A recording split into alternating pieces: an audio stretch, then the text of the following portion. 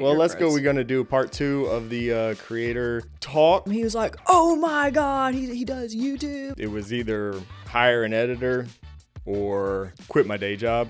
You hate a lot of stuff about this business. I hate it because it's so important. I'm like over here like worrying about worst case scenario. It was a hell of a process though. Yeah. That was like a torture chamber. Everybody knows. And I think this next year is going to be a really exciting time. How do you deal with trolls? We've had some trolly comments lately, but between, you had a full-time job, 10 hours to edit, 3 hours for a thumbnail, I was alone all the time. I felt so disconnected from you. I would sacrifice going out and hanging out with everybody on Friday night, and everybody else would be hanging out, drinking beer or whatever, and I was sitting in my room editing videos. Welcome to the Wife Approves podcast. I'm Shane. And I'm Caroline. Let's go. Guess what happened to me today? What? Are we going? Are we recording? If you want, yeah, we can go. Listen, you'd have peed your pants laughing at me today.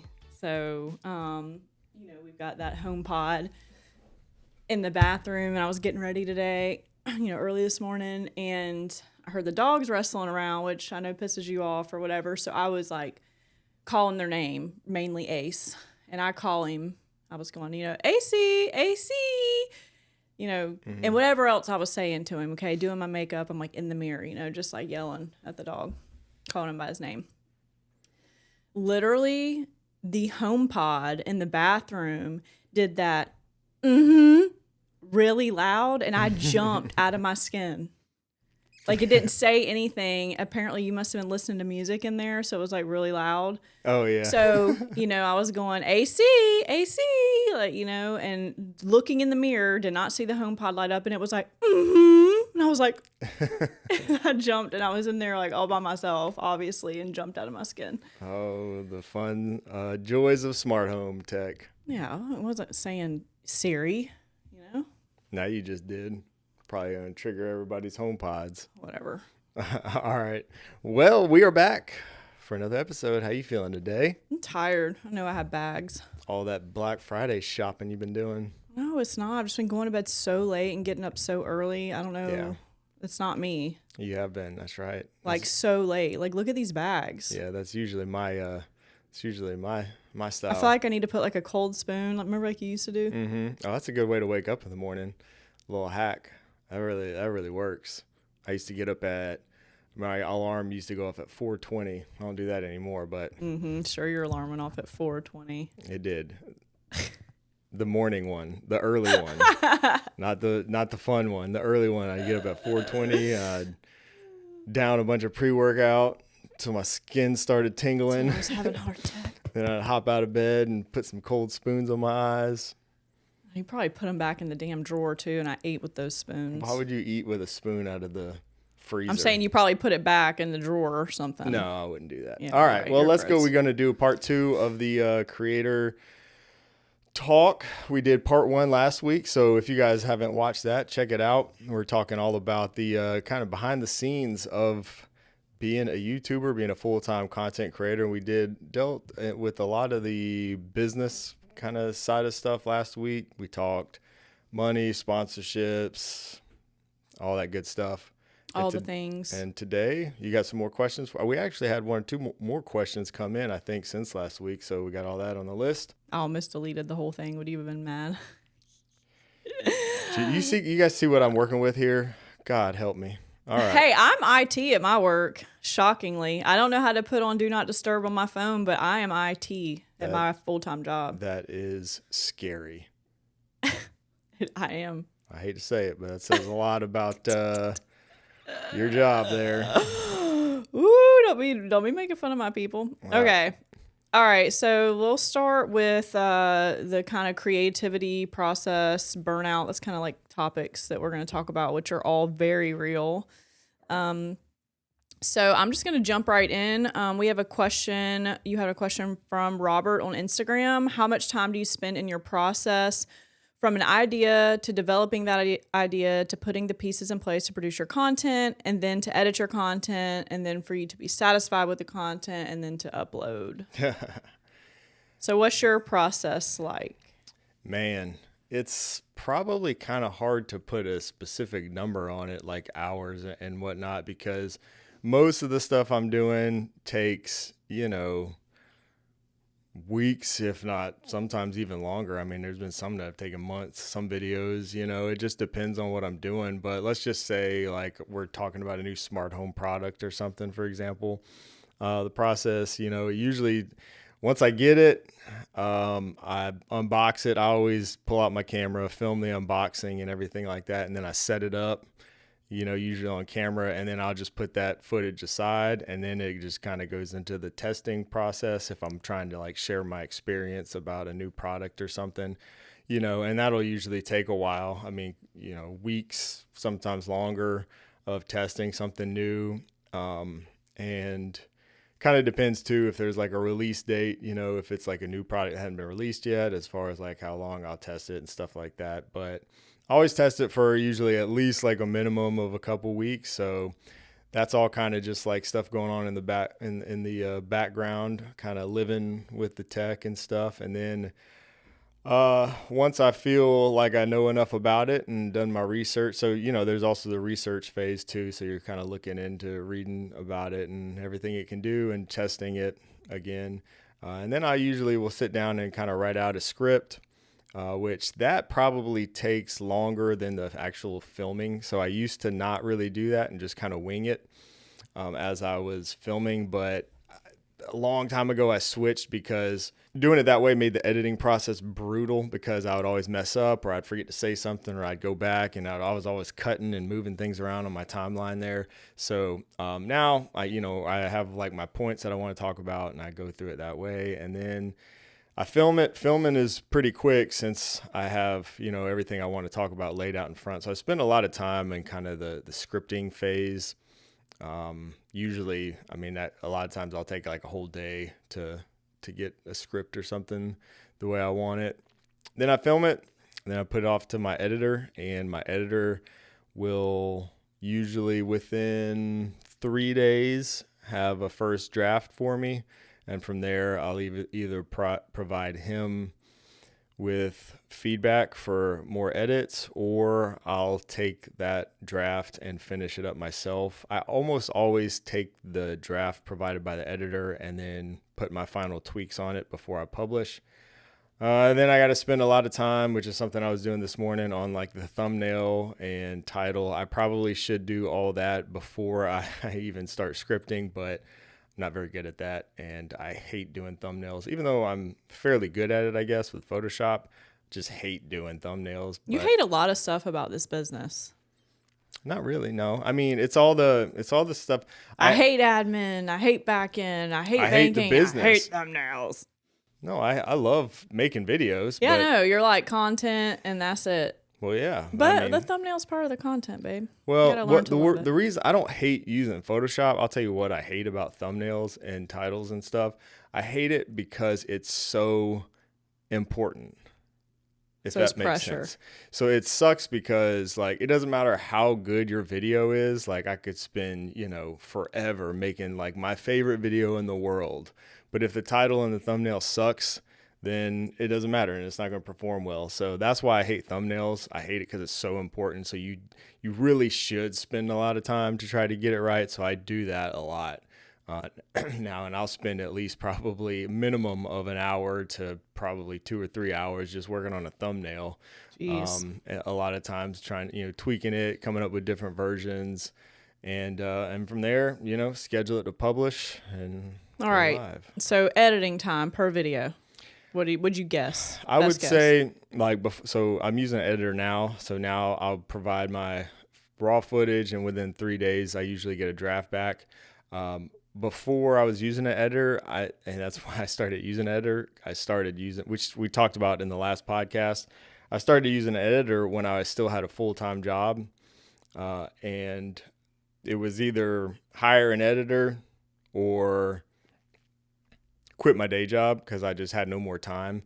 And so I kept my day job and hired an editor, and I'm still using them. But I would say back when I was editing all by myself, I would probably spend a good 10 hours on a video editing a video. Okay. And that would, Is that like per video, you'd say? yeah, like probably per video. I'd probably say on average, probably like 10 hours. And of course, when you're doing 9 to 5 work, that is split up over, Days. over a week or whatever in the Yeah. evenings and stuff or on the weekends.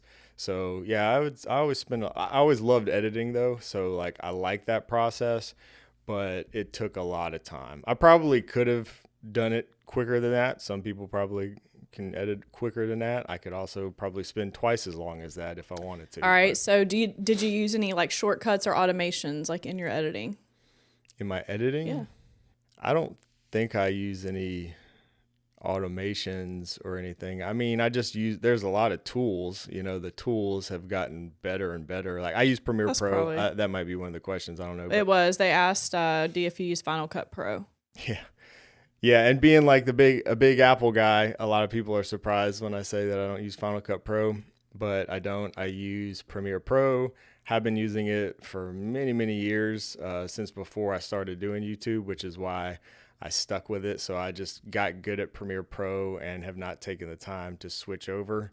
And also my editor uses Premiere Pro, so that works out good for me because again, I'm always putting some touches on every edit that I get. So I'll take the project files from him and I can use it in my editing software. But there's a lot of tools and stuff, and like there's a lot of AI tools that are being built in. Premiere Pro is getting all of them they all pretty much do the same thing. So on that note, what equipment and software do you use or software to help you with that? With just the editing. Definitely Premiere Pro for all my video editing. Like for everything with your video, like besides just the editing, like is there any other software or tools you use to help with your thumbnail? Like anything that could help someone else out maybe that's doing this or that wants to? So like, yeah, well, I'm all pretty much an Adobe guy, and I have been, like I said, for many years. So I'm really comfortable with Photoshop, and so I use Photoshop for all my thumbnails, and again, Premiere Pro for all my video editing. We talked last week a little bit about Notion, so I'm using Notion kind of as like a project management tool. We're using that to keep track of our content schedule and all my scripts and notes and stuff like that. So like during the testing phase where I'm using products or before I start scripting, a lot of times I'll just like add notes and stuff in Notion so that I have them there when I do start creating the scripts. But that's mainly it for the video editing. There are some other tools that I'll use for like things afterwards. So I've used some of the AI tools for like cutting clips and things like that to make short videos. Sometimes. like what's the name of them? Opus Clips is one. It's probably the best one I think that I've used for doing that. And I haven't really been using that much lately, honestly, because I feel like it doesn't really give you the best like short videos when you're just cutting small clips from longer videos, which is the way I used it for a long time. I will use it sometimes still for cutting clips from like my long live streams, but it's just not been, it doesn't give you the best, you still have to like do a bunch of editing and stuff to them to make good ones, and they're not that great. So I'm trying to be more intentional about like actually creating just like short videos that are like intended for short videos from the jump, if that makes sense. Yeah. Let's see, what other tools do I use? There's one that I started using for this podcast, which is a good podcast editor. So it's called, it's a plugin. They might have one for like Final Cut, I'm not sure, but for Premiere Pro, it's a plugin called Firecut, and I've been pretty happy with that. And it uses AI to like do like multicam edits and stuff like that really quickly, and then you can do some other tools. It even has like a short like clip tool and different things like that. Okay. All right. So we have another question. It says, do you ever feel like you're running out of ideas? I love that question because that's what I asked you.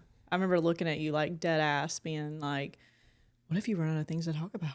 Like I'm like over here like worrying about worst case scenario. Yeah. And you just looked at me and like shook your head.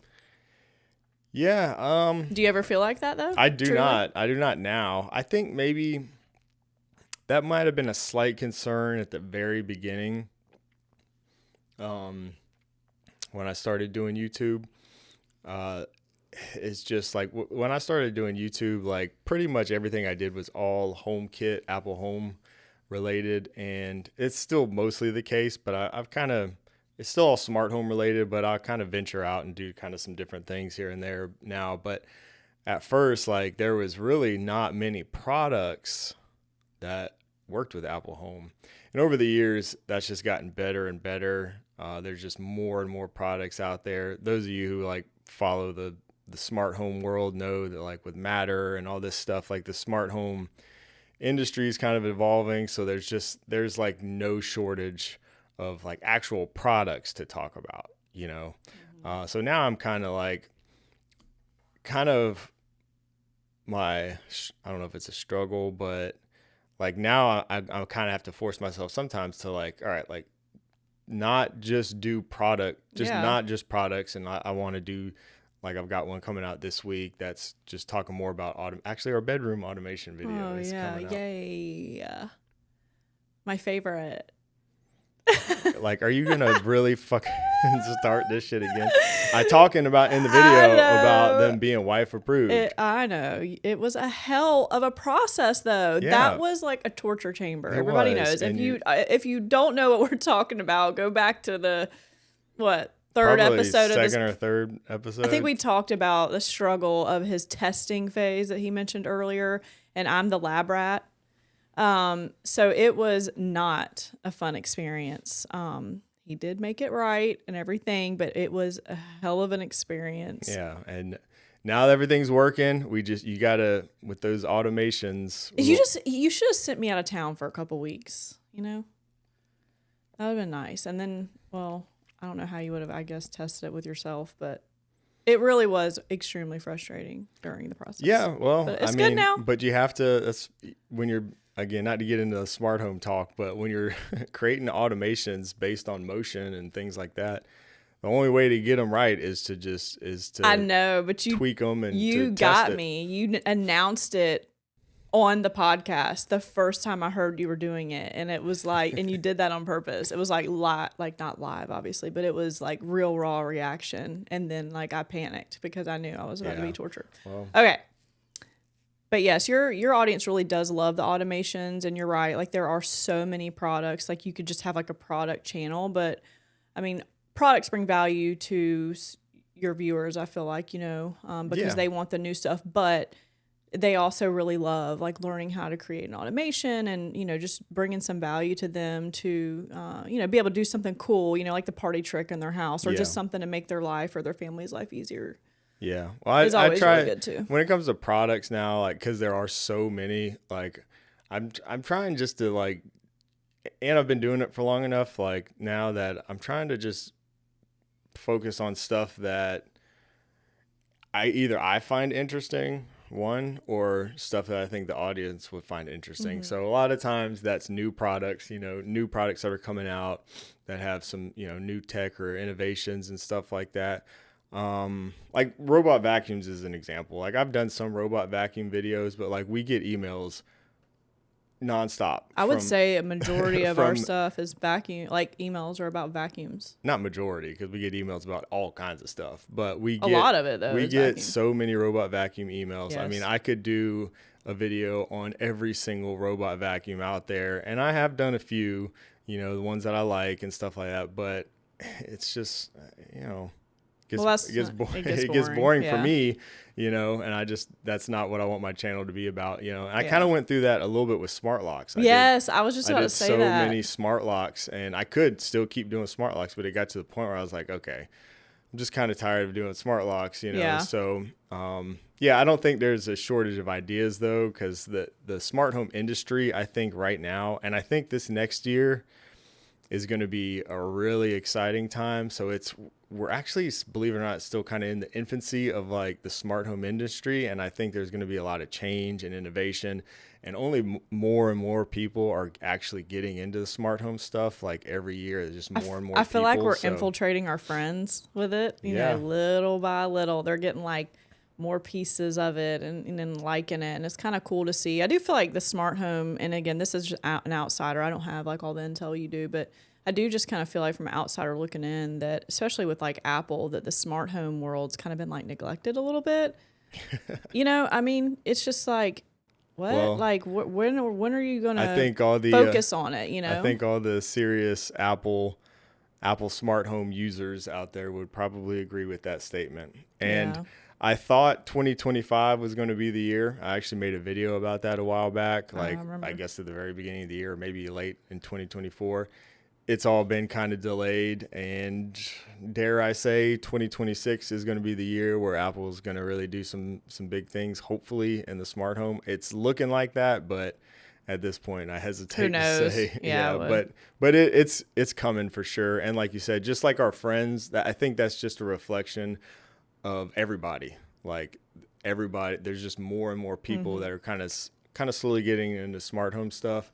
A lot of times they might not even realize it. It could be a robot vacuum, could be some smart lights, or like, Govee lights everybody's getting and stuff like that. Yeah. But all right, we have another question from a channel member, Robert Coletti. I hope I said that right. Thank you for being a channel member and supporting Shane. His question is, how do you deal with trolls?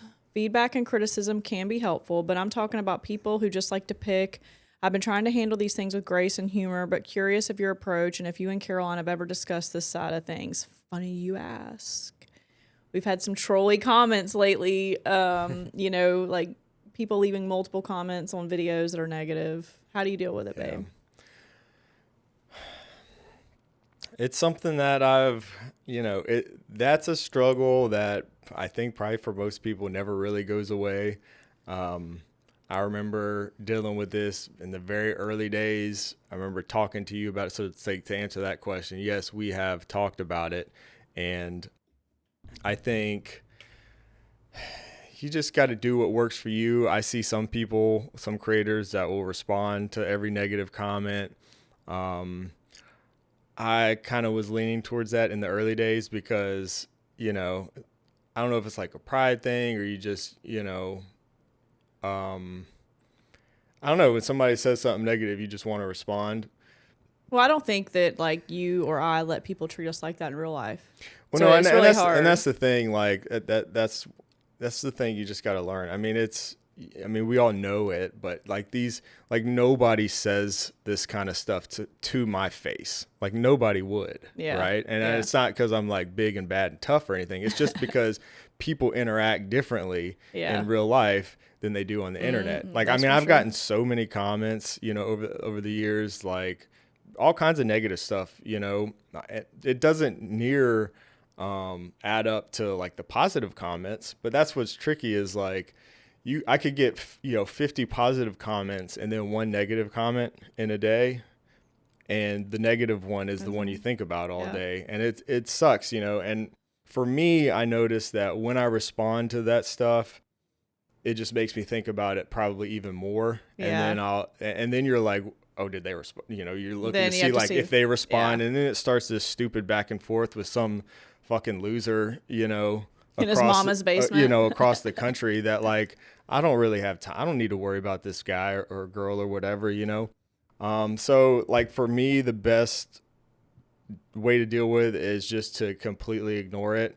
I don't typically delete stuff, but I am like getting to the point where if something is just flat out negative and doesn't like provide any insight or value or anything, like it's okay to have your opinions and stuff like that, and you comment even if it's negative, but if somebody's just straight up mean or whatever for no reason, I would delete that just because I don't want my comments. I want my comment section to be like a positive place where people can, interact with each other, leave valuable feedback for other people watching and stuff like that, if that makes sense. Well, just behave like adults, right? I mean, like you say, you can have an opinion and it not be the same as yours, but you don't have to be nasty. I definitely agree with that. I remember having to like talk you off the ledge in the beginning, Robert, so like, it would piss him off. And I was like, you know what, just like leave it. And I'm like, let your people take care of it. And that's kind of the thing too, that if there is something kind of negative or nasty and maybe he hasn't seen it yet, or,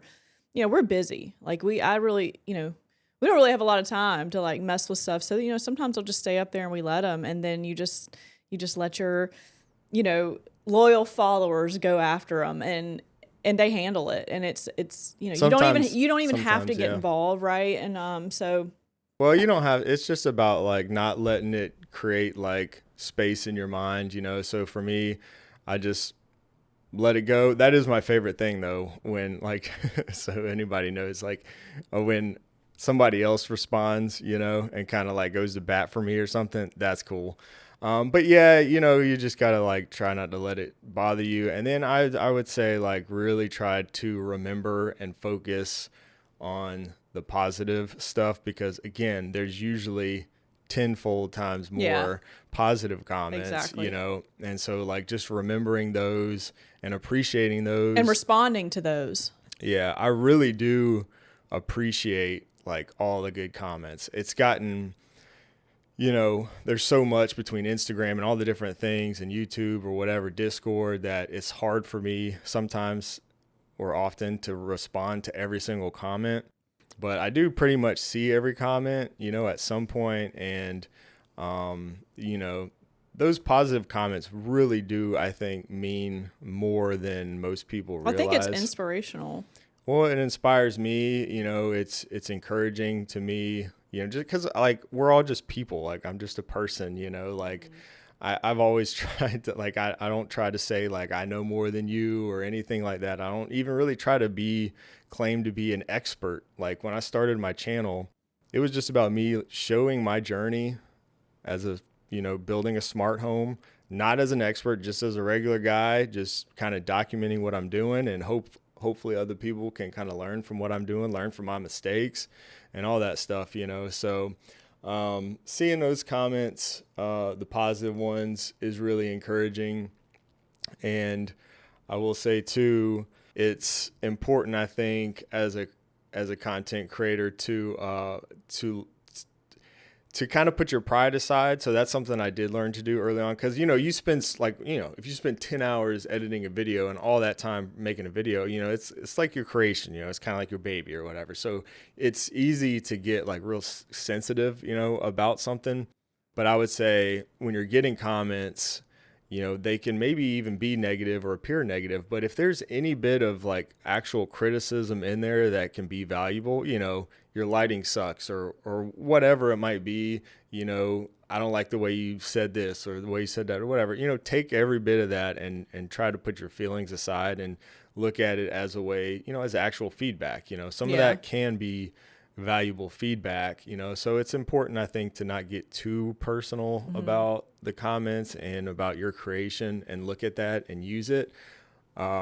So sometimes there will be that. And then sometimes there's just like mean, stupid people.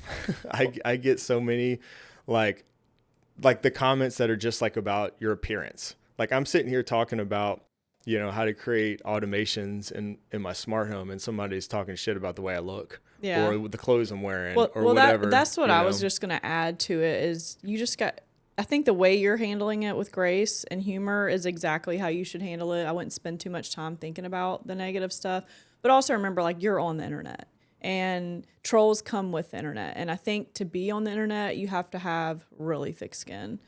Yeah, you know, you do. I mean, you do, and it's not natural. It's something I think that develops over time. You know, there's been mean comments about me on your channel.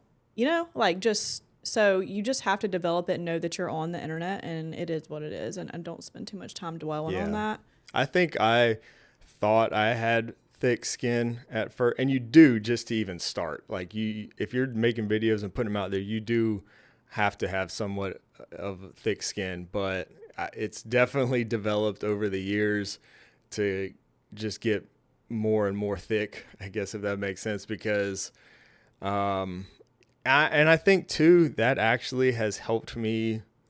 This is a weird thing, like I never would have expected this, but I think it's helped me in just not my personality, but just how I live day to day on a regular basis outside of the internet, outside of YouTube. I think doing YouTube has helped me improve myself, if that makes sense. I think it helps your confidence too. Well, it helps with confidence. Yeah, it's all kind of related, because, you know, when you build up that thick skin and everything, like, you know, if somebody's talking shit or whatever, you know, you have to just kind of, on the internet or whatever, you just kind of have to let it go, kind of put your ego at rest and just like not deal with it, you know, whereas in real life, that's not so easy, especially with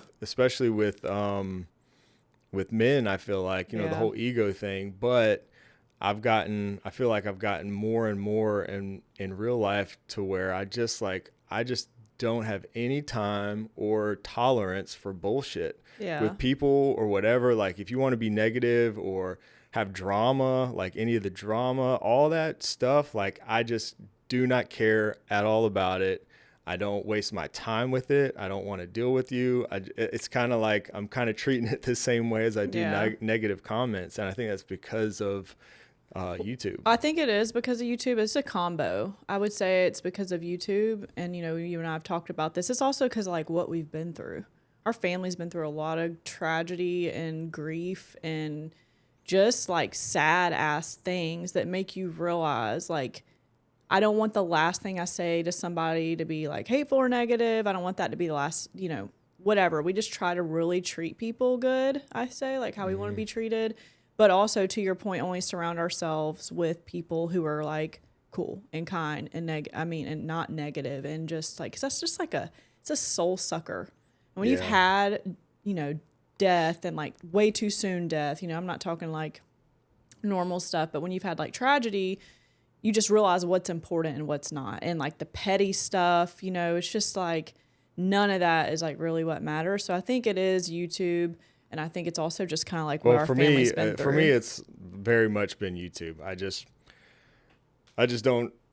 don't feel like dealing with any of it, you know, just like the negativity, you know. And I will say too, like that was, I think the original question came from a channel member, you said, and I will say too, that the channel membership that I set up on my YouTube channel has been like so good for me. I feel like those people in that. So sweet. Sorry. Well, I mean, I don't know that I probably said it here and there, but I don't know if anybody really like understands, you know, or what I'm saying, but like it really has been like so encouraging because, and it's not something I saw coming, like when I started that whole membership program, but everybody in like the Discord and stuff is so cool. And like, there's been like no drama and everybody is just like really encouraging and kind and helpful, right? Helpful. Yeah. Everybody's like helping each other out. It's just like the Discord server itself from the channel membership has just been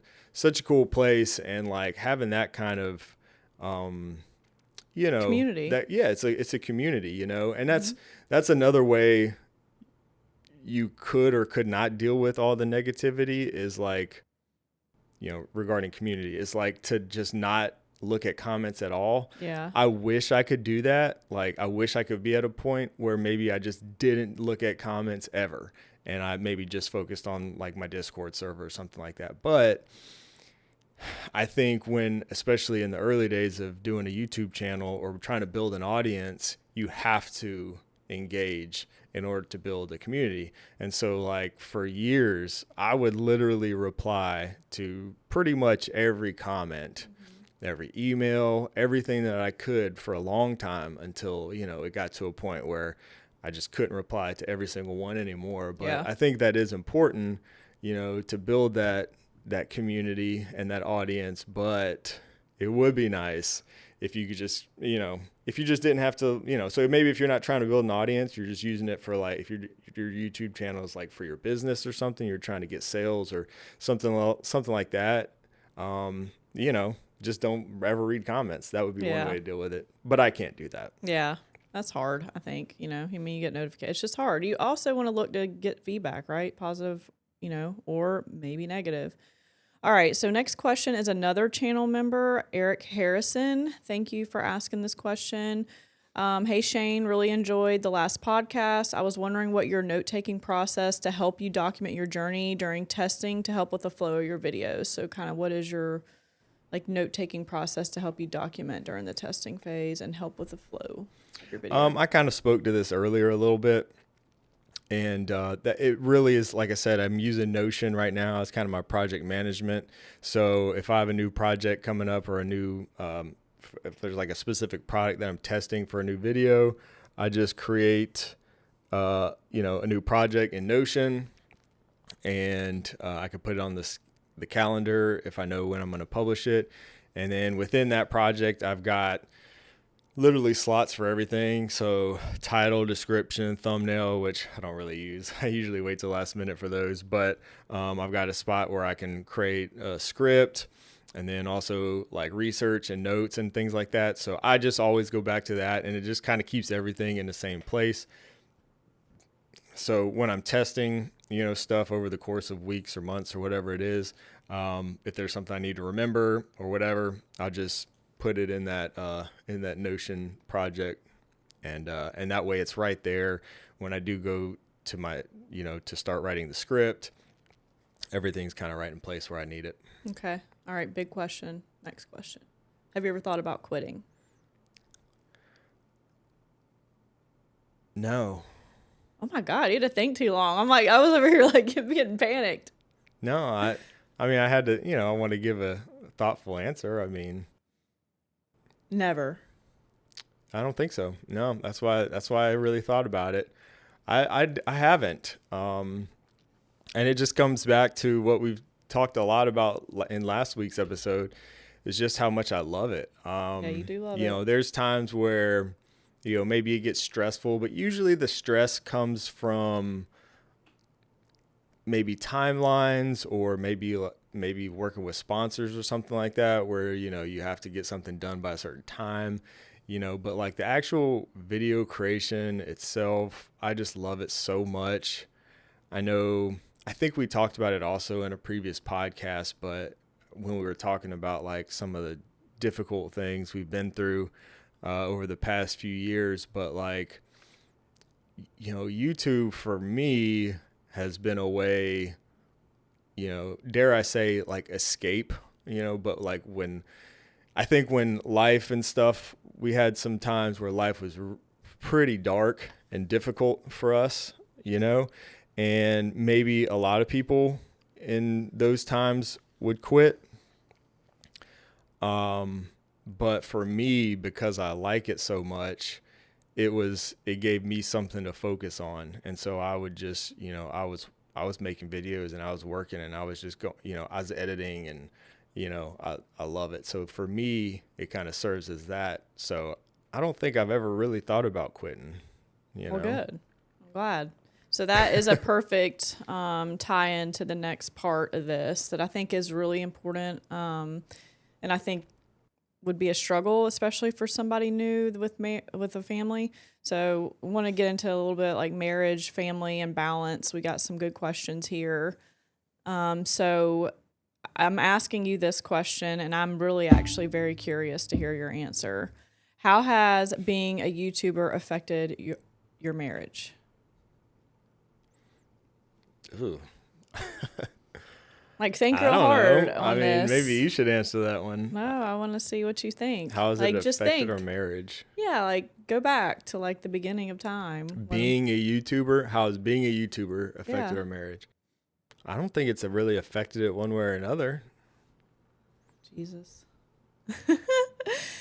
Well, it was very hard for me in the beginning, like just full transparency. In the beginning, when you first started and you were working all the time, it was weird, as I was just alone. Like, you don't remember, I think? Yeah, I do, but the reason I say I don't think it's really affected it one way or another, because I feel like if I wasn't working on YouTube stuff, then I would have been working on doing something else. I just have always been You have always been a tinkerer, but this was different. Like, I remember, and we were in Charleston, downtown Charleston. I think we've been doing our walk of the town, drinking, and we were at like some fancy martini bar, and I think I just started crying. I felt so disconnected from you. You don't remember? Do you remember that? Yeah, no. And it was because you were working so much, and I was alone so much, and I wasn't really used to being alone. I was used to us like always doing things together, But between, you had a full-time job, and then of course, we just talked about like 10 hours to edit, 3 hours for a thumbnail. I was alone all the time. And it really, like, I felt disconnected from you. And I remember crying, and I had a buzz. So that's easy. I know y'all, whoever's listening, y'all probably think I just cry all the time, but I actually really don't cry. No, not like that. And I, now that you bring that up, I do remember that. And I think you were like, holy shit. And you don't know. Yeah. I knew it was, important to you regardless of your buzz because you don't normally get emotional. But it was a time thing. And I think that's something that, if anyone's looking to start one and they maybe have a wife and they have kids, or maybe they don't have a spouse, but they have kids, the time balance is something you really struggled with. There's only so many hours a day. It has to get done. It was very hard for me to be alone all the time. I'm fine now. I'm used to it now. I think you also just like tried to get better. I think, once I communicated that to you, again, communication is huge. Once I communicated that to you, you tried to do better with like time because you just love it so much. And again, it was an escape for you, and I didn't have an escape, and I was by myself alone. So it was like, you got to come up here and escape. I'm trying to tell you to get a hobby. Hush. You would come up here to escape, and I was just in it. Like I was in the grief, the whatever, and I just felt alone. And again, you weren't trying to do that. You were coping, and you love it. And it was like, it made you feel good. But then I was like, I don't feel connected to you anymore. And that like has never happened. I think that might be the only time I ever think I felt like a disconnect in our relationship. And then we fixed it, like, communication. Yeah. So it did affect us. I don't want to pretend like it doesn't. And I would say, if I could give any advice to anybody that wants to start, to just time block and prioritize your family. Yeah. Nothing is more important. And then if if you're going to have like a night where you have to work all night, just communication and trying to plan it out and let your wife know. Again, I'm cool being alone. I'm cool being alone anyway, but I'm talking about alone a lot. Like alone I think a lot. too, that whole time balance thing has always been not a struggle, but it's something that I really have to keep at the top of my mind and like consciously think about and put effort towards, because I do love to tinker and whatever. And I don't mind being alone. I like working on my projects, YouTube or not. So that's probably something I've always dealt with a little bit. But I not guess, like it was a lot. Yeah, I guess at that point it had gotten away from me, and I was just working. And like I said, I think probably some of this also has to do with like all the stuff that was going on in our life, so like, we had a lot of things going on, and I'm a man. So like, I'm not, how we deal with stuff a lot of times. Like I'm not going to probably open up or cry or, talk to anybody or whatever. Like I was probably, using YouTube, like I said already, as kind of a way to cope and deal with a lot of the stuff myself. And so a lot of it was probably related to that. And I was just, again, I was probably using it as a bit of an escape. But yeah, once you told me that, then I was like, all right. I think you just always struggle with time. Like even before all hell broke loose, it just felt like for several years. Yeah, it is, like I said, it's something that I've always had to like, think about. And I do, my dad like worked all the time growing up. He's a great dad, but he worked all the time, and that's just kind of, the way I grew up. And I've always made sure, and I feel like I spent more time always with my kids than he did, just because I was, even with my job before YouTube, it was more flexible. Like I pretty much always drove kids to school. I was at every game, which my dad was too, but like I was always at games. I was at every practice, and stuff like that. So, but it's something you just gotta prioritize it, and not worry about work. But when you're building a YouTube channel, like from scratch, like those early days, you do sacrifice stuff. I mean, there was a lot of Friday nights because I was working a full-time job where I had to put out a video on Sunday because that was the commitment I made to myself and my audience, where I would sacrifice going out and hanging out with everybody on Friday nights, including you and everybody else would be hanging out, drinking beer or whatever.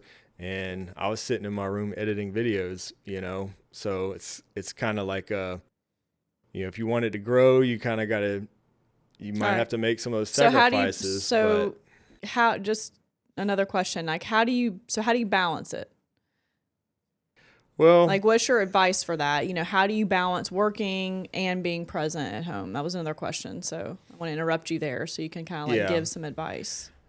Well, like I said, I've started time blocking, which we talked about in the last episode, which helps me on a day-to-day basis kind of get through the projects that I need to get through. It helps me kind of stay focused on what I need to focus on, and it helps me kind of be done, at a certain time usually.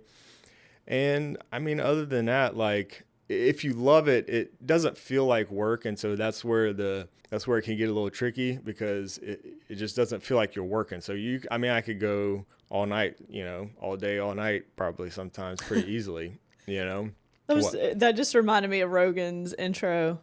All day, all Is night. that where you got that from? No, I wasn't thinking about that, but sorry, in my head I saw his face spinning and he's saying that. So what would you say? So time block. Time blocking is like a practical thing that helps, and just having those commitments, like it, every day I'm gonna. And again, if you're working full time, it's hard to do this, but if you do have the luxury of working at home or whatever, 5 or 6 p.m., whatever time it is, stop working. That's what I'm going to do.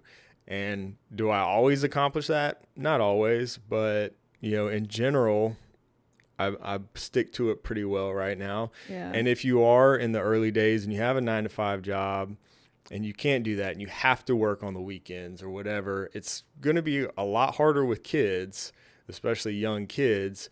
But you just gotta set aside the time. So like early on, and our kids were younger, I would come home, I would spend time with them. And it's probably why you felt neglected too, is because, maybe when they went to bed or later in the evening, that's when I would start doing YouTube stuff once kids were kind of winding down for the night and going to bed. So you just got to kind of find that time, but just make sure you give the time to your family and your spouse. Yeah, well, that's your family. It sounds like you're talking about kids. And again, if you're doing if you still were working 9 to 5 or whatever, working full time, set aside like at least a date night a week or, whatever. Do something. It doesn't have to be big. But that doesn't mean you spend money. Yeah. I mean, even if it's grilling at home or whatever, like set aside that time, and also just realize that it's probably if you're anything like me anyways, it's an ongoing battle. I feel like I do really good for a few months, and then next thing you know, I catch myself, it's like 7, 8 p.m. and I'm like still working on something. Like, damn, I have to. You've been doing it now. You've been working your ass off this month. Yeah. Well, we can thank time block. Who? I'm over here like I time block, and I'm like looking at you like. It's the busiest time of the year, Yeah. So there's you just have to kind of But to your point there, like every so often I have to kind of reevaluate and I kind of put myself in check again. Yeah. And I'm like, okay, I'm doing it again. Let me reel it back in, But at least you can recognize it on your own. Cause I don't really bitch at you, Yeah. But if you have young kids, again, I'll just, emphasize communication. Cause I can tell you if I was a wife or a man, I'm just kidding. If I was a wife at home with young kids and I was the one stuck doing bedtime and bath time and dinner and all by myself, I would hurt you. Yeah.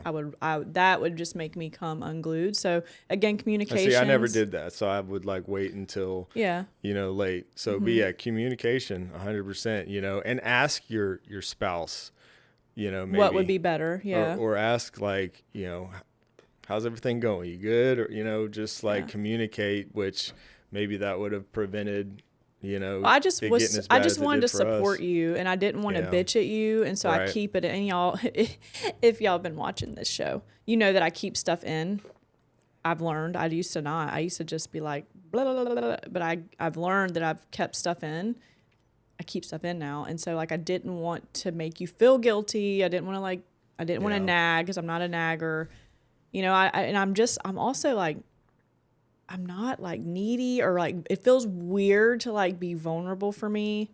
Like I can't take a compliment from you. I can, but like strangers, I can't take a compliment, but I just didn't want to do that to you. But it came to a point where I was like, had a couple martinis and I was like, wee. Yeah. Well, you didn't want to feel like you were bitching at me or like pulling me away from something, you know, that I like doing or what. And also too, like we mentioned it last week, but you didn't really understand what I was doing either, which probably didn't help. Like at first, like you didn't really understand. I understood though when I was crying in Charleston. You understood that I was trying to I was doing. Yeah, okay. I mean, you were probably. I could go find those pictures. I remember the restaurant, but it was, you know, we were already in it. We were in it. But yeah, in the beginning, I remember being annoyed. In the beginning, I was more annoyed because I didn't understand it. Like, what the hell are you doing up there forever? You know. Again, I was supportive of it. I mean, I wanted you to like do your thing and stuff, but then it would be like, you know, and so I just didn't understand. But then I got it. You know, you just have to communicate and stuff. Yeah. So was that working full time still when we had that come to Jesus moment? Yeah. I was still working. Yeah. Probably. Yeah. I bet you still had. You might have even had ERA then. I don't know how you were doing all that. Multiple jobs. You were doing a full-time job, a part-time job, and YouTube. So again, I don't know. I mean, you were in it. It was rough. That was hard. Well, hopefully that's valuable and something you can learn from my mistakes. It is, you know, and I feel like that maybe some, you know, spouses are like afraid to ask, or, you know, afraid their partner's going to get mad to ask for time to pull away, because it does suck, especially, you know, if it's just you and your partner and you don't have family around, or maybe y'all don't have a whole lot of friends, you know, and what's your spouse going to do while you're, you know, editing a video for 10 hours, or, you know, it's just, I think you're going to have to plan a lot and communicate, but I would just say to talk about it, you know, instead of just doing it and then you're in like a World War III fight with your spouse. I don't recommend that. Yeah. And continue talking about it too, not just once, because again, it's something that I constantly have to kind of put in check. So especially if you're in the early days or whatever, and you're still working a lot, or, you know, things like, you know, keep coming back and checking in. Check in for sure. And I will say just a tool that, I mean, if it's not on we use a calendar, and if it's not on our family calendar, it isn't happening. We have to communicate a lot because of YouTube. Like, I have to communicate with him when we have events that he must attend, so that he can plan like when he's going to edit. That's very important. So we have we use the family calendar on the iPhone. And then of course I have my own private, and we've got YouTube, but for the family stuff, if it's not on there, it's not happening. That's on my personal calendar too, but I would say that helps you plan family events, you know, so if your spouse can, you know, maybe you don't do it now, but start putting it on a calendar so that when you're planning out your week or your time block, and you can kind of look and see. I would say that really helps us, because if it's not on there, you don't know, you know. I don't know. We don't talk, I feel like, as much as a lot of couples. Anyway, there's another question, and I don't really understand it, and I'm going to read it like it's written. And maybe I'm a little slow today. It says, do you feel like you're ever not working? Oh, that makes sense. Do you feel like you're Do you feel like you're ever not working? Like, do you feel like you're just working all the time? Okay. He likes it. Yes, is the answer. So, I'm answering it. Is there questions about burnout on there? I'm kind of surprised there hadn't been any questions about burnout. I haven't seen anything about burnout, but we can talk about it. I would say that would be a kind of burnout question, in my opinion. So, do I ever feel like I'm not working? No, I don't. I just said yes. I see that question. It's messing me up. Wait. So yes, I always feel like I'm working. Here, okay. I'll say it like that. All right. I think we're both slow today. Yeah. So, you know, that's a good question. Do you ever feel like you're not working? No, I feel like whatever. I feel like I'm always working, because, and I think probably a lot of business owners or entrepreneurs probably have this. I don't think it's specific to YouTube or content creation, but when you have your own business or something that you've built, it's just always on your mind. And then it's also something that I love doing. So it's always on my mind pretty much. So even when I'm not working, I'm thinking about it, so I have to we'll go out to dinner sometimes and we'll start talking about, quote unquote work. And so you have to kind of just like actively be like, okay, I'm just not going to talk about YouTube for a while. Like we'll do it. Yeah. We'll start talking about it. I'm like, all right. No, I don't want to talk about YouTube shit. Like, no work. And then, or like, we'll do it with the kids, and the kids will come up, I'm like, no kids. We're not talking about the kids, Oh, yeah. Yeah.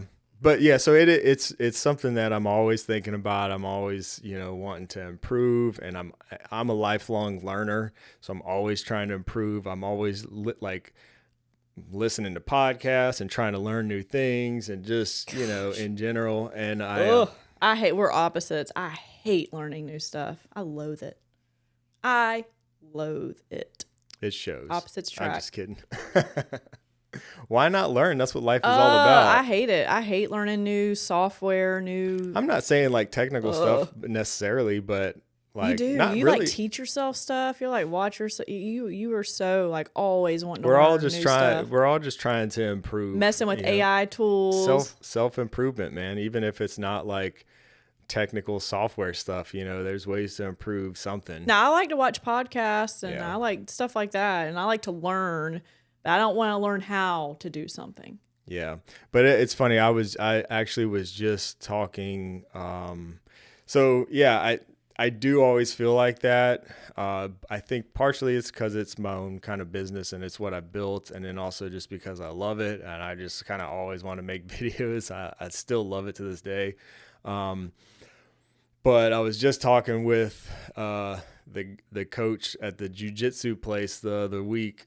Or the other day about that briefly, just because, finding like I have trouble shutting off my brain, and I've heard other people do this at like train and stuff like that. And I've just started doing jiu-jitsu, so I'm not like an expert by any means. I just started doing it, but I've done other martial arts and stuff. I don't know if we've talked about this before, but I did like a few years of Krav Maga actually during the time where you were talking about where it was really rough. And the same thing applied there. But doing that is like the only way that I can really shut off my brain. So, when you're rolling or when you're training or doing something like that, you're trying not to get punched in the face or whatever. Like you're not really thinking about the next YouTube video in that moment. So like finding something like that has been very valuable to me and is just a great way to shut my brain off for an hour or 2 hours, whatever it is. I'm trying to think if there's anything else that's kind of like that.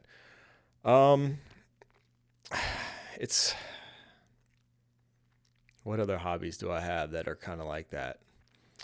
Drawing has kind of been like that. I used to draw a lot more than I do now. Like art, like actual art was kind of like that. But yeah, I mean, if you struggle with that, try to find something, that forces you to shut your brain off a little bit. Like it's hard for me to sit and watch more than. What about the gym?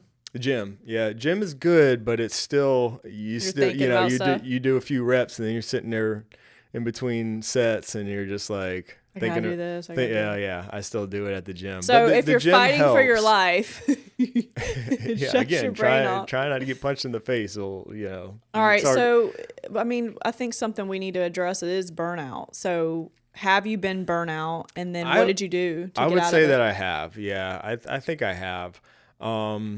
At times. It's never been bad. I think probably everybody struggles with that. But for me, I haven't felt that in a long time, I don't think. What do you think caused it when it was? I remember when it was happening. You do? Mm-hmm. I think it happened was, like I would say two or three times where you were just like, yeah. I think probably the burnout for me was caused from just doing too much. The admin. So working the 9 to 5, the admin, the contract, like all the contracts and shit. Again, doing all this stuff that I hate. So like, I remember you telling me like, after you did a contract or whatever, your brain would be like so frazzled that it was hard to get back into the creative space. So it's like left brain, right brain. Yeah, for sure. It would like, you just exhaust you and then you would get frustrated. Yeah. When I'm spending all, half of a day doing emails, replying to emails, looking through contracts and bullshit like Work that. calling you. It's really hard to switch to creative mode and do that. So that probably led to my burnout. Again, just doing too much, and then also having a 9 to 5 on top of that. So like, the editing time was my kind of escape. I always liked doing that, but all the other stuff outside of that could lead to burnout. So I would say, like, if you do struggle with burnout, maybe, take a break. I mean, there's definitely nothing wrong with just taking a break. I have not taken many breaks over the years from making YouTube videos, but there's been a time or two where I'll maybe take 2 weeks off or something like that, not post a video for like 2 weeks. That's good. It's never been soul. a long time. I think it's so good for the soul. It is, take a vacation or whatever. But I'd also say too, like if you're trying to build something, you got to fucking fight through it. Yeah. You got to deal with it. I will just add that I don't know if you remember, but I think through one of your burnouts is when I went, oh shit, I need to help you, don't I? Yeah. And I think because I felt awful for you. You were like miserable, and then that's when I stepped in and was like, okay, like how can I help? Yeah, when you're like so stressed out, you're like having chest pains and stuff. Yeah, I was like, I have to help. Not sleeping and stuff, and it's because I was doing so much, and you got involved and helped me a lot with the admin stuff. But I didn't want to. So if it's you know why I just said I don't like learning new things. Like I don't like learning how to do new things. Well, that's what life is. Sometimes in life you got to do stuff you don't want to do, and I didn't want to do any of that stuff either, but it came along with the business, with YouTube. I wanted to make YouTube videos, and then I think at that point I realized like I could do this full time at some point, and so it's just something I had to do. So, if you're in a position where you can offload some of the stuff that you don't like doing, then 100% that will probably help with burnout. But I've never got like burnout just from like creating videos. I would say there may have been times where I've felt like a little stagnant, or maybe I'm not as excited about what I'm creating or whatever. And if I ever feel like that, then it's just time to like try something a little bit new, make a video that maybe you wouldn't normally make, switch it up a little bit. And I've definitely done that a few times, and you just got to keep it fun. But that's probably my experience. Yeah. I just remember like sound like probably a jerk when I said I didn't want to help. I just remember it was like, okay, this is one more thing I have to do. That's kind of how. Well, you have a lot of stuff too, and now we're kind of dealing with your burnout. Yeah, I'm burnt out. Yeah, I'm burnt out. We just got through Super Bowl season, so I think it's gonna get better from here until. So one of these days we'll do one of these podcasts where we can talk about Caroline's side of the business and when she decided to go full time. Oh my God. I was like wondering where, I was like, what is my side? What? You're so funny. Well. I've got to do something. Something's got to give, you guys. Something has to give. I'm there. I'm having, I think through this whole podcast, this whole season, my eyes have been twitching, not sleeping. Anyway. Well, and this podcast is just a whole nother thing, we're doing. It is, but this, to me, I love this. Yeah. I love this the most. I mean, no offense. I love your YouTube channel, but we don't get much time together where we do this. Mm-hmm. If we're talking, it's about work. It's about YouTube. It's about contracts, kids. It is business. Yeah. We don't ever just, and I know that's what we're talking about now, but we get to bullshit on here a lot. One of the members sent me a really nice message on Discord and was talking about the podcast and stuff, and I said, I told him it reminds me of like us doing this, like this is how we talk. We've always talked a lot, communicated, but life is really busy. But what this always reminds me of is like when we take a road trip. Really? Yeah, because that's when we'll be in the car and we'll be on a road trip, and we'll just like talk for 2 hours, 3, whatever, how many hours. And I catch you up on the bullshit. I'm like, oh my God. Well, we'll get into all kinds of like deeper stuff, that we normally don't, because usually, again, raising kids and all that. Well, stuff, we don't like everybody busy. Makes fun of us. Your mom has always been like, do y'all ever talk? Because she'll say she needs something, and I need to let her, I told Shane, did he tell you? And I just look at her with deer eyes, and she's like, do y'all ever talk? I mean, that is that is like the running joke. Our friends like will ask me, and then, me and Shane always run stuff by each other. So like we're supposed to do something today, and I'm like, all right, I'll let you know. I got to run it by Shane. Well, I knew he was doing video work, so I couldn't. And then it has to wait a day. And then they're like following up. Did you talk to Shane? Like everybody's asking me. So, we really just don't talk much unless it's about work or, again, like kids. And so, like, this has been a lot of fun for me, even though, like, I booed a lot of it. Like, I don't want people to think that we don't, because I think we do. Like, we go out to dinner at least once or twice. Now that our kids are older, we go out quite a bit, on like little dates or whatever. But we're not talking about, we talk about work a lot. We're not talking about our schedule. You know what I'm saying? So like a lot of that stuff is like scheduling. Like I'm supposed to be going. We don't tell each other a lot of things. Yeah. Like a family member or friend may have told us something that we'll be talking about dumb shit. Nothing that matters. Nothing I'm supposed to remember or whatever. That's crazy. Okay, so let's talk about like looking ahead. I think that's kind of exciting and very scary for me. Like saying looking ahead just made me nauseous. I don't know why, because the exciting part. It is exciting, but like I'm dealing with burnout majorly, and so I'm like looking ahead and trying to figure out what I'm gonna do, and in my journey. So another question we got for you on the looking ahead part is: do you ever think about doing something totally different? Oh, or is this it? This is it. Is it for you? Yeah. Well, we talked about that. That came up last week a little bit, and like, I think Frederick asked the 5-year plan. You had no plan. Didn't really have one because I'm just kind of so content. I mean, I've got some goals still, but save that. Save it. Yeah. I love what I'm doing so much. Looking ahead, it's like I'm right now. I'm just like, how can I do this for as long as possible? It's amazing. I love it. Looking ahead, I guess as far as the business goes, is definitely going to be getting you on full time so you can not have to spend time and effort at a 9-to-5 every day, and you can focus completely helping me, and I think that'll be good for both of us. I'm such a chicken. It's a lot though. Something's got to go. We'll report back on that. I'm scared. Okay. Next question. What is your biggest goal that you haven't shared yet? Ooh. We don't talk about goals a whole lot. You used to have like a ton of goals, I feel like. Like you say you're content. I don't know if that's a good or a bad thing. I'm content in the fact that I mean, it's kind of crazy to think that I still love doing this. I've said it 1,000 times probably between the last 2 podcasts. But it really is true. Like, I just love what I'm doing so much.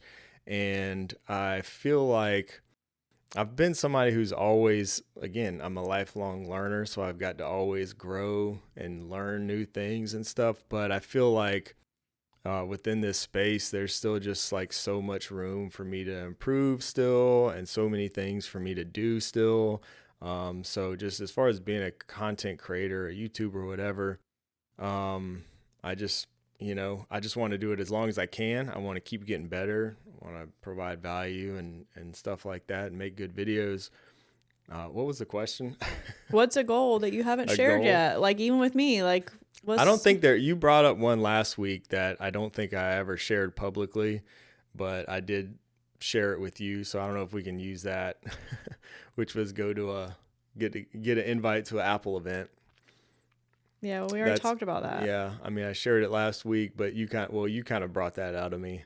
I don't think I ever shared that publicly, but yeah, I think that's kind of a goal. I don't know. I should look in my journal planner. I'm sure there's some stuff in there that I've written down as like a 5-year goal. I guess is one to retire me. I know. Well, that's a goal. Yeah, but I've talked about that plenty of times.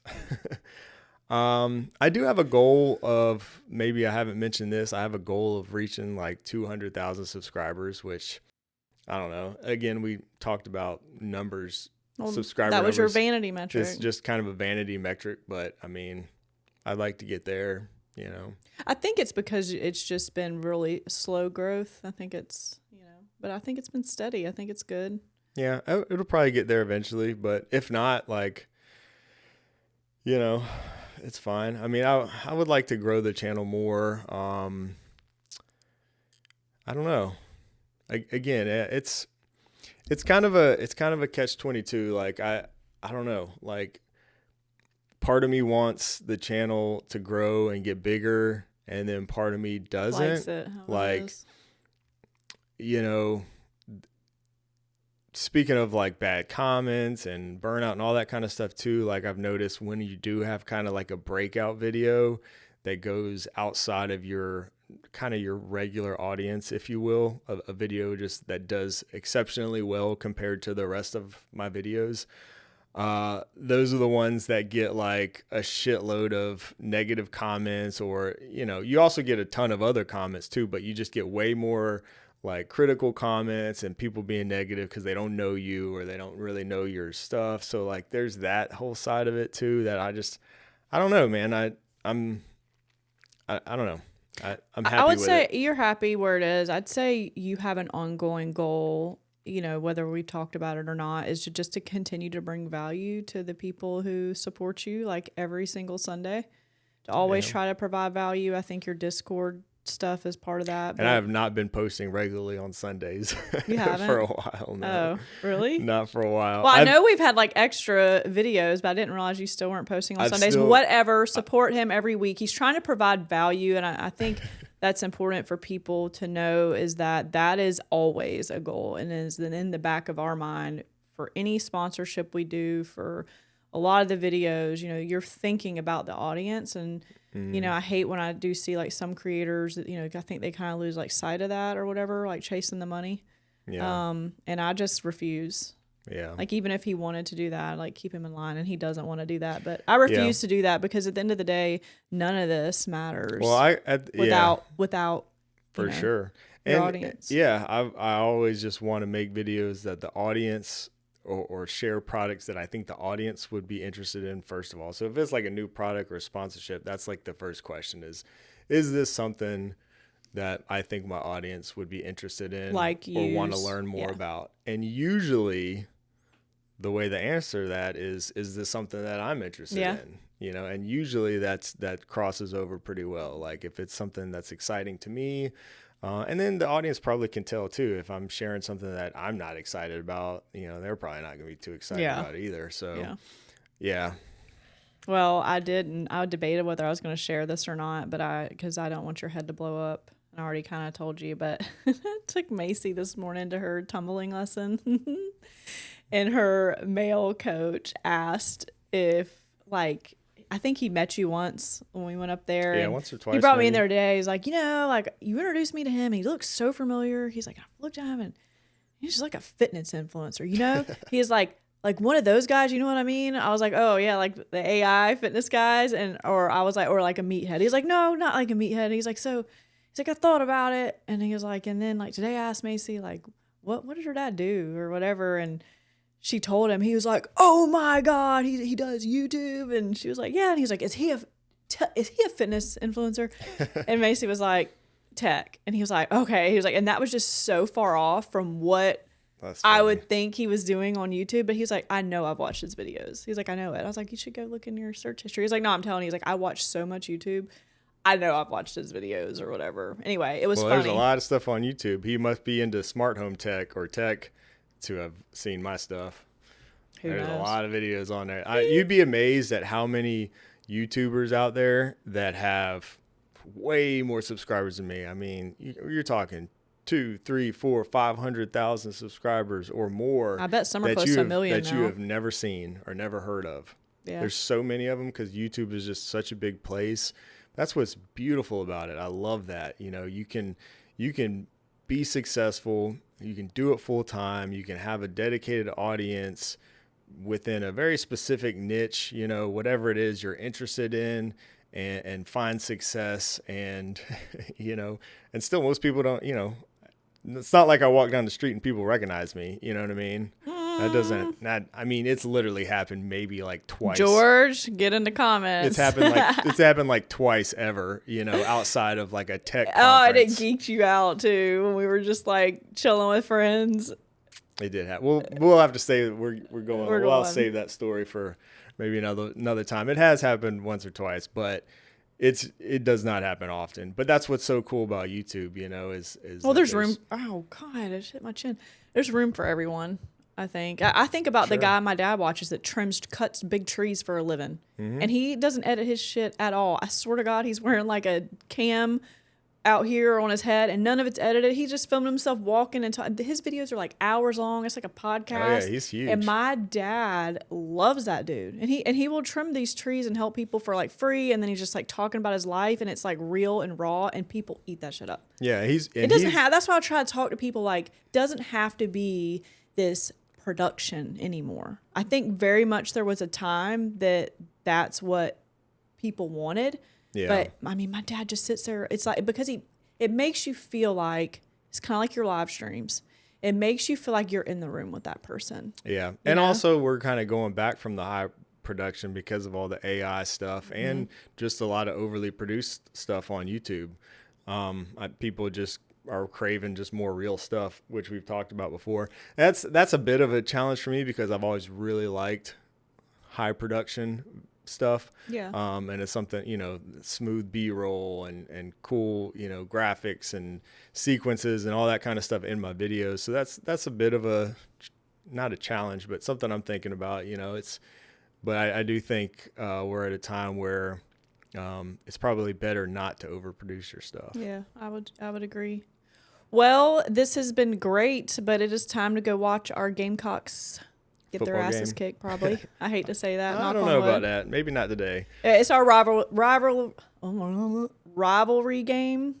God, that was hard to say. All right. Well, I hope today's podcast was helpful to some of you. I hope this was interesting. Let us know what you think about this kind of content, about this topic. We can do more of this. Submit questions if you'd like. If you have any follow-up questions, definitely let us know. We'll address them in a future podcast. Appreciate everybody for watching Bye, and y'all. listening. Bye.